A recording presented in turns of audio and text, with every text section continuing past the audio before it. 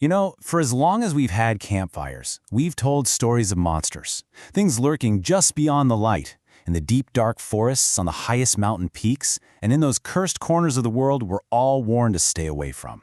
Today, we're diving deep into some of the biggest legends of all: Bigfoot, the Yeti, and the absolutely terrifying Skinwalker. Our story really kicks off in a place about as remote as you can get. We're at 18,000 feet on a glacier. The year is 1951, and the location is the brutal, unforgiving slope of Mount Everest. This is where one single discovery would spark a global mystery. So, a couple of British explorers, Eric Shitten and Michael Ward, they're up there, and they stumble onto something that just shouldn't exist. We're not talking about one footprint, we're talking a mile-long trail of them. And these things were, well, they were human-like, but huge, like twice the normal size. And here's the real kicker. They didn't have that splayed-out big toe you see on other apes. No, this suggested a creature built to walk on two legs, just like us, but on a whole other scale. As you can imagine, this discovery just blew up. The media went nuts. It finally gave a face, or I guess a footprint, to all those ancient legends of the Yeti and its American cousin, Bigfoot. But it also brought up a really fundamental question. What in the world are these things? Now, the leading theory, the one that tries to keep things grounded in science, points to this absolute unit of a primate, Gigantopithecus. I mean, this was a real animal, a 10-foot-tall ape that actually existed. So the idea is, what if a small population didn't die out? What if they just survived, hiding out in the wilderness, becoming the basis for all our Bigfoot stories? But here's the thing. Those neat scientific theories often have a hard time explaining the terrifying eyewitness accounts. Take this one from Mount Shasta back in '79. An encounter that started with a crashing sound and a horrible smell, and then a roar. A roar so powerful it literally bounced off foothills 2 miles away. That's not just spotting a rare animal. That's an experience of pure primal terror. So this is really the heart of the conflict, isn't it? We have two completely different ideas battling it out. On one side, you've got a rare primate, a descendant of Gigantopithecus, just trying to survive in the wild. But on the other side, you've got something supernatural, a phantom that people swear vanishes in a flash of light and has somehow, impossibly, avoided being captured ever. And that question gets a whole lot sharper when you hear stories like the one from a rancher in Montana. He says he fired his rifle at an 8-foot-tall creature, point blank, and it just vanished in a flash of light. It really forces you to ask, are we just looking for an undiscovered ape, or is the truth something much, much weirder? All right, so let's go to a place where weird is the baseline. We're going to leave the Ape-Men in the forest for a minute and travel to the high desert of Utah. Here, the monster isn't some elusive species. It's tied to a very specific and supposedly very cursed piece of land. Welcome to Skinwalker Ranch. This place is legendary. It's a 512-acre property that's basically a magnet for everything strange. UFOs, creature sightings, bizarre animal mutilations, you name it. Native legends say the land itself is cursed, and it might just be the most scientifically studied paranormal hotspot on the entire planet. It's like the Disneyland of the paranormal. So how did this place get so, well, cursed? The legend goes all the way back to a bitter conflict in the 1860s. The U.S. military, with some help from the Ute tribe, forced the Navajo people off their land in what's known as the Long Walk. And in retaliation, the story goes, Navajo witch doctors laid a powerful curse on the land, conjuring a malevolent entity to haunt it forever. And that entity? That's the Skinwalker, or Yi Naldlushi in the Navajo language. And let's be clear, this is not an animal. It's a creation of dark magic, a towering wolf-like shapeshifter that walks on two legs, designed for one purpose, to inspire terror and exert power. And look, this isn't just some dusty old folktale. To this day, the local Ute tribes want nothing to do with that ranch. They stay far, far away. They truly believe that ground is cursed. For them, this isn't a legend, it is a clear and present danger. Okay, let's just pause here for a second. We have a physical, ape-like creature in the mountains and a supernatural, cursed entity in the desert. I mean, on the surface, they seem to have absolutely nothing in common. But what if there's a single, mind-bending theory that connects them both? This is where the story takes a sharp turn, and we have to start looking up. We're about to explore the ancient astronaut hypothesis, a theory that suggests an extraterrestrial origin not just for these creatures, but maybe for us too. The theory basically goes like this. A long, long time ago, extraterrestrials, some call them the Anunnaki based on old Sumerian texts, came to Earth. They supposedly found hairy, primitive hominids already living here, and they decided to do a little genetic tinkering. They spliced their own advanced DNA with the creatures they found, and the result of that cosmic experiment, well, that would be us, modern humans. So, why would anyone propose such a wild idea? Well, for proponents, the evidence is written right into our anatomy. If you look at a big primate skull, you see these massive jaws and heavy bone ridges for all those powerful muscles. A human skull, on the other hand, is smoother, with smaller jaws and a way, way bigger brain case. They argue that simple evolution can't really explain that massive leap. They say the missing link wasn't a natural step, it was an alien upgrade. And get this, the people who believe this theory claim that it's all written down in our most ancient stories. This is a pretty controversial interpretation of Sumerian myths, but it suggests that the gods, or extraterrestrials, spelled out their plan to genetically engineer a new being from the creatures they found on Earth. So, okay, if we just go with this theory for a minute, it flips this whole mystery completely on its head. And it leads to a final, pretty chilling thought that reframes everything we thought we knew. Because if this theory is true, it leads to one shocking conclusion. We aren't the original inhabitants of this planet. We're the hybrids. Bigfoot, and creatures like it, they're what's left of the original native hominids of Earth. And suddenly, this offers a whole new way of looking at why Bigfoot is so elusive, right? It suggests they are highly intelligent beings that maybe managed to escape that ancient genetic experiment. Maybe they aren't hiding because of simple animal instinct. Maybe they are consciously avoiding the engineered species that took over their entire planet. And that leaves us with this one last profound question. For centuries, we've pictured ourselves as the explorers, the hunters, looking for some monster in the woods. But what if we've had it backwards this whole time? What if we are the monsters and they are simply the last survivors hiding from us? There is so much more to unpack when it comes to the strange creatures that might be sharing our world, from sea monsters to creatures of the sky. We are definitely going to continue this journey in part 2. Hey, if this deep dive got you thinking, do us a favor and hit that like and subscribe button so you don't miss what's coming next. Thanks for joining us down the rabbit hole. All right, welcome back, everyone. So last time we dug into some really strange legends on land, right? Well, if you thought that was wild, you might want to buckle up, because today we're going in a totally different direction. We're looking up into the skies and then plunging way, way down into the deepest, darkest waters on Earth. So really, what are we looking at here? What happens when we stop looking at the horizon and instead look straight up or stare down into that black, inky abyss? Are all these stories just, tall tales? Or could there be something truly unknown sharing this planet with us? Okay, let's get into it. First up, our first case file. We're heading to Southern California to a place called Elizabeth Lake. And let me tell you, this place has a reputation, a really sinister one. We're not talking about your average local swimming hole. This lake's history is absolutely steeped in fear. And you can kind of see that in the original name. The early settlers, they called it Laguna del Diablo, Lake of the Devil. And that wasn't just some spooky nickname they made up for fun. They called it that for a very specific, and honestly, a pretty terrifying reason. They were convinced something truly evil was living in that lake. The local legends, the ones passed down for generations, say that the bottom of Elizabeth Lake, it wasn't just mud and rocks. They believed it was a doorway, a portal to the underworld itself. And crawling out of that portal was something they called the devil's own pet. And look, this wasn't just some spooky story told around a campfire. Ranchers back in the 1800s claimed they were being actively tormented by this thing.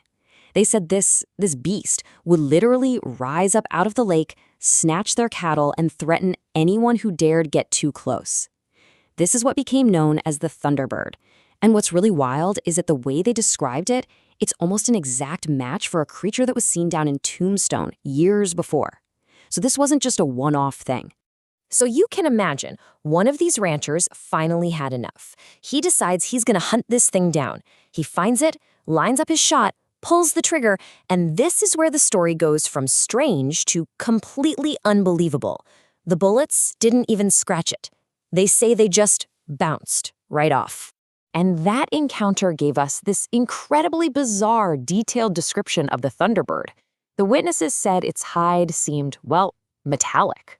That's why the bullets bounced off. It was basically bulletproof. And get this, it didn't make animal sounds. It made this massive, roaring noise like a jet engine. And its eyes? They weren't just eyes. People said they could literally emanate fire. So you see the problem here, right? This is the core mystery of the Thunderbird. On one side, you have the ancient folklore, a flesh and blood monster, the devil's pet. But then on the other side, you've got these eyewitness accounts describing something else entirely. Something metallic, with jet engine sounds and lights for eyes. That doesn't sound like an animal, does it? It sounds way more like some kind of advanced machine. But what if it's not one or the other? What if it's kind of both?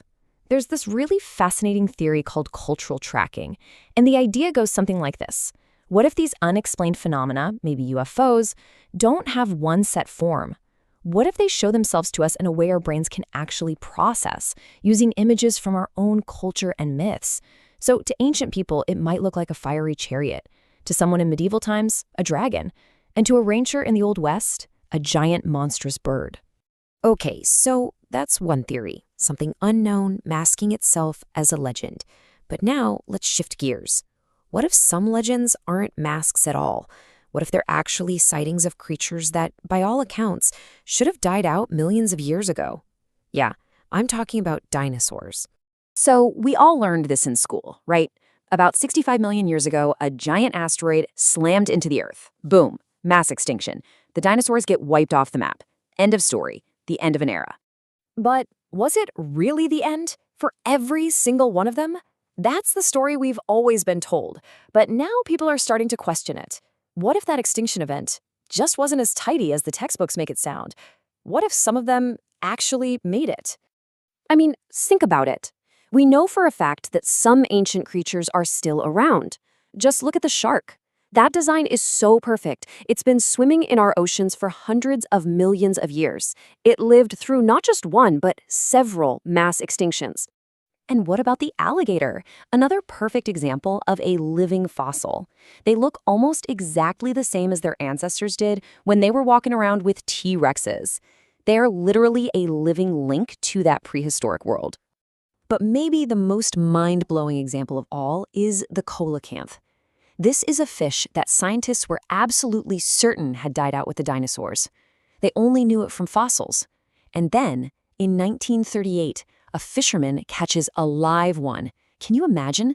It completely rewrote the science books overnight. So the logic is pretty simple, right? If sharks made it, and alligators made it, and even this extinct fish made it, then why couldn't other things have survived too? The theory is that somewhere out there, in the deepest parts of the jungle, or the most remote mountain lakes, or the bottom of the ocean, other prehistoric animals might still be hiding out, just doing their thing. And that idea, it brings us to probably the most famous legend of a prehistoric survivor on the entire planet. For our last case file, we're heading to the foggy, mysterious highlands of Scotland, to the deep, cold, dark waters of Loch Ness.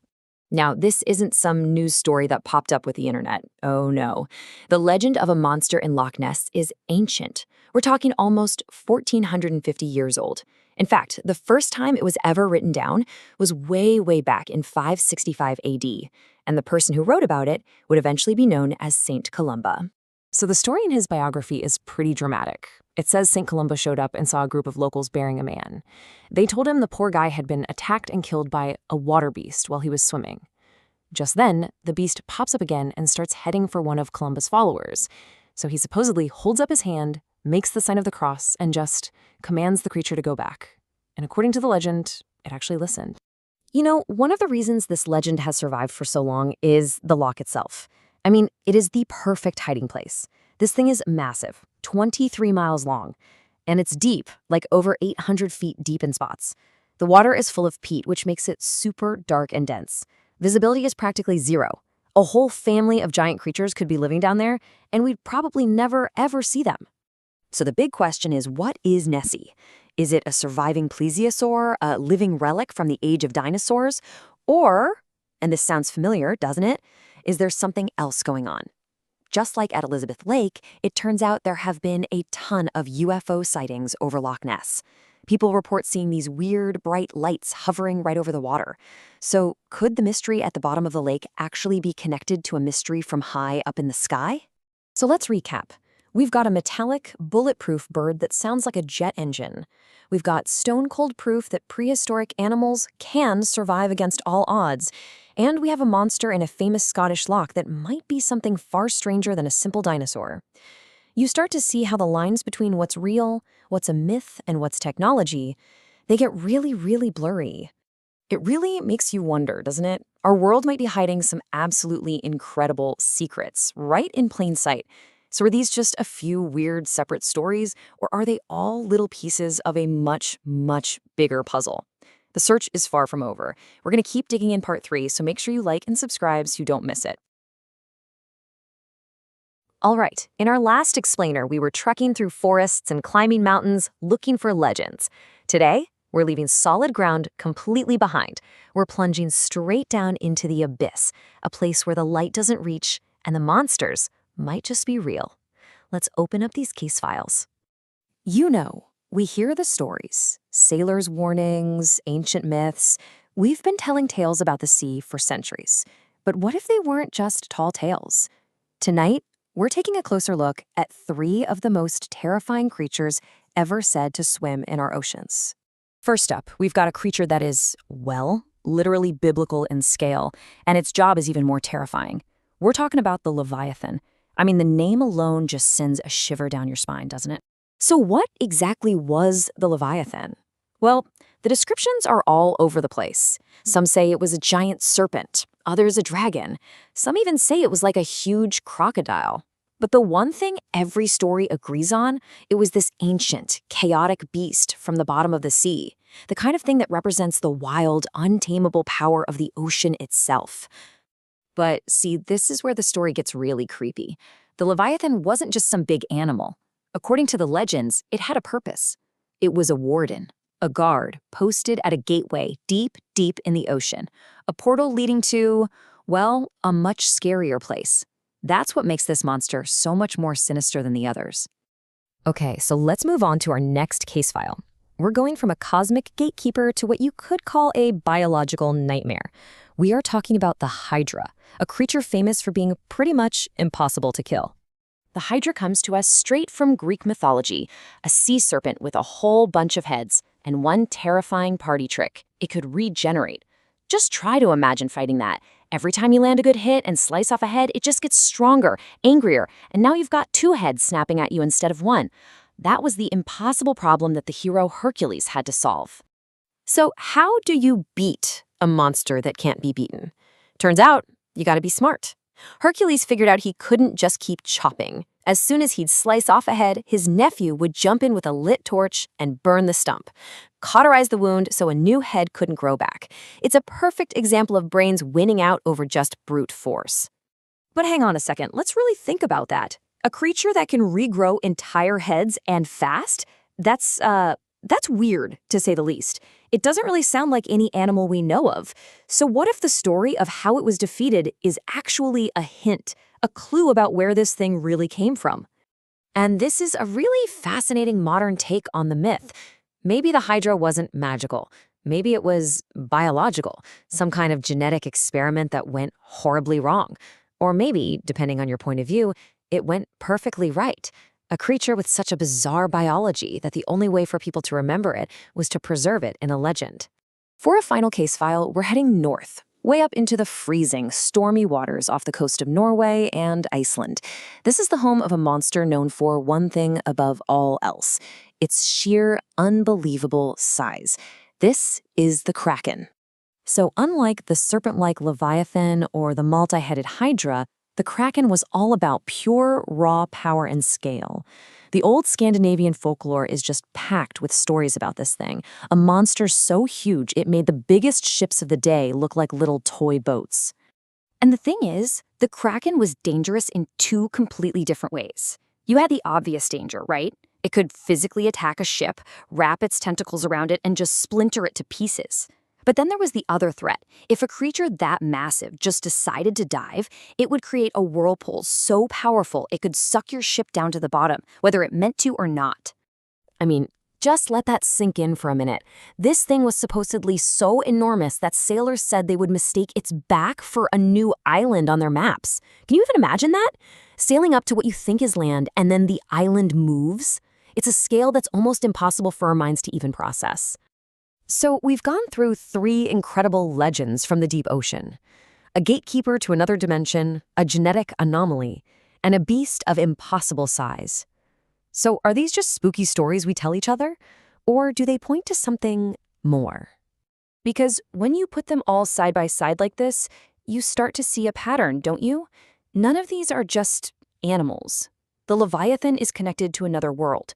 The Hydra's body breaks the rules of nature. And the Kraken is a size that feels like it shouldn't be possible. Each one, in its own way, feels otherworldly. And that really is the common thread here. These myths have stuck around for thousands of years, from all over the world, and they all describe creatures that defy everything we know about nature. It really leaves you with a big question. If these stories are just echoes of something real, then our oceans and our own history might be a whole lot weirder than we ever thought possible. Thanks for taking this deep dive with us. There are so many more mysteries hiding out there in the world. If you want to explore them with us, make sure you hit like and subscribe for more. We'll see you on the next one. Welcome back to The Explainer. All right, let's just jump right into this because our story doesn't start thousands of years ago. Nope, it starts with a really chilling discovery in the 20th century. So, picture this. It's November 1951. You're on a remote glacier high up on Mount Everest. Explorers Eric Shipton and Michael Ward found something that, well, they just couldn't explain. I mean, we're talking a staggering 18,000 feet up. And there, in the snow, was a mile-long trail of footprints that looked human, except they were gigantic. And these weren't just random big prints. They told a story. See, there was no grasping big toe like you'd find on other apes. That little detail, it pointed to a creature that walked upright, one that lived its life on the ground. And a single photograph of these prints, that's pretty much what launched the modern legend of Bigfoot. But here's the thing, it wasn't just a one-off. You've got the Yeti in the Himalayas, the Sasquatch in North America, stories of these cryptids, right? These creatures that are supposedly out there but unproven, they pop up all over the world. It really makes you wonder if something's hiding from us, but kind of in plain sight. And over time, the encounters got way more terrifying. Take this story from Mount Shasta in California. Witnesses talked about more than just crashing sounds in the thick woods. They described this overwhelming foul smell, and a sound so loud it echoed off foothills 2 miles away. We're talking pure primal fear. Okay, but then the stories take a turn into the truly bizarre. There's this one account from a rancher in Montana who says he fired his rifle at an 8-foot-tall creature, and it just vanished. Poof. In a flash of light. Now, what does that even mean? This isn't just an animal anymore. This introduces a whole supernatural angle. And that flash of light, it's not just some one-off weird story. It actually fits a pattern, one you see in specific places around the globe. We call them paranormal hotspots. And in these places, the line between what's a creature and what's something else gets really, really blurry. I'm talking about places like Skinwalker Ranch. You've probably heard of it. It might be the most scientifically studied paranormal hotspot on Earth. And this isn't a new thing. Native American legends, even the very first European settlers, they've all been reporting bizarre stuff happening here for centuries. What's absolutely wild about this place is the sheer range of stuff that happens. It's not just one type of thing. You've got UFOs reported by Franciscan monks hundreds of years ago.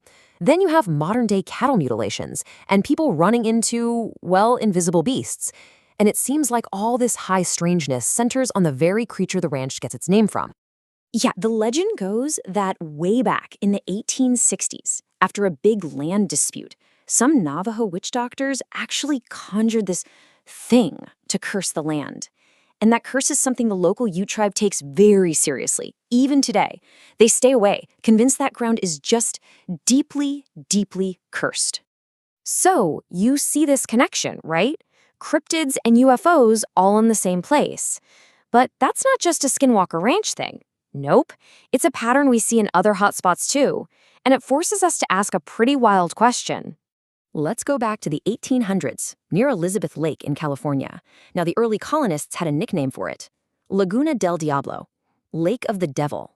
For a good reason, apparently. Ranchers there kept reporting this monstrous beast they called the Thunderbird, saying it was stealing their cattle and just terrorizing everybody. And this is where the story just goes off the rails. A rancher finally gets a clean shot at the thing. He fires. And the bullets? They supposedly just pinged right off its body, like it was made of metal. Think about the other descriptions, too. They said its eyes glowed like fire, and that when it flew, it made this huge, thunderous noise, almost like a modern jet engine. I mean, does that sound like any animal you've ever heard of? Yeah, me neither. Which brings us to this absolutely fascinating theory called cultural tracking. The idea is, what if all these different things people see throughout history, flying dragons in China, flying shields in Rome, a giant thunderbird in 19th century America, what if they're all the same phenomenon, a single intelligence that's just masking itself, showing up in a form that each culture can, well, recognize? So here's the big idea. If these unidentified things can show up looking like mythical beasts today, isn't it possible they did the exact same thing thousands of years ago? With that in mind, let's go back and look at some of humanity's oldest stories. Let's take one of the oldest stories we have, the Epic of Gilgamesh. There's this character in it, Enkidu. And get this, he's described as a giant, hairy, wild man with incredible strength who lives out in the wilderness, away from people. If that sounds suspiciously like a description of a Sasquatch, yeah, you're on the right track. Now, ancient astronaut theorists, they say, hold on, don't just write this off as a myth. They point to the actual Sumerian texts, which they claim describe Enkidu as being genetically engineered by the Anunnaki. And who were the Anunnaki? Well, according to this theory, they were powerful extraterrestrial sky gods, and Enkidu was their creation. So when you actually put the descriptions side by side, it's pretty wild. The parallels between an ancient giant like Enkidu and a modern cryptid like Bigfoot are just striking. It's the exact same archetype, right? The giant, hairy, wild man living out on the edges of society. And you can apply this same idea to other ancient giants. Think about the biblical Goliath. What if he wasn't just a really tall guy? Some of these theorists suggest he was something else, a human abomination, basically a genetically engineered half-alien hybrid, created for one reason, to be a terrifying weapon.